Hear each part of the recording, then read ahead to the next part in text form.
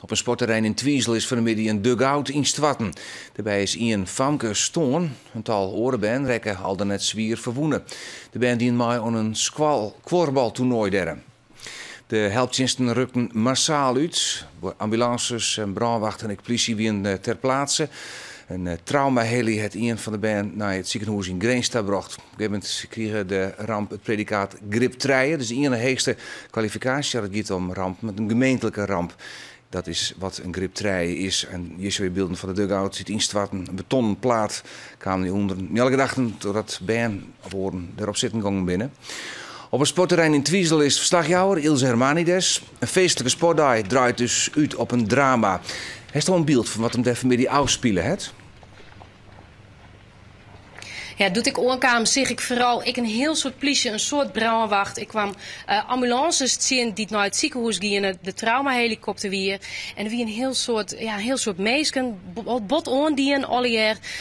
Het hakte vanzelfs behoorlijk in. En toen wie ik nog net bekend dat er een van verstoorn is. Dat is nou inmiddels bekend maken. Naast mij zit Ingrid Weert van de veiligheidsregio Friesland. Hoe kon dit correct gebeuren? Ja, er was hier vanmiddag een korfbaltoernooi van alle basisscholen uit de omgeving. 1000 kinderen hebben hier aan deelgenomen. Er was een dugout van steen met een betonnen plafond. En daar zaten 8 kinderen in en dat is ingestort. En daar zijn 5 kinderen ernstig door verwond. Nou ja, wat je net al aangaf, het meisje dat met de tweede traumahelikopter is weggebracht, is overleden. Ja, hoe kan nou zo'n dugout instorten? Ja.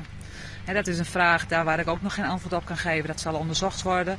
De technische recherche is op dit moment bezig om te onderzoeken van, wat eventueel de oorzaak hiervan zou kunnen zijn geweest. Maar daar heb ik nu nog geen antwoord op.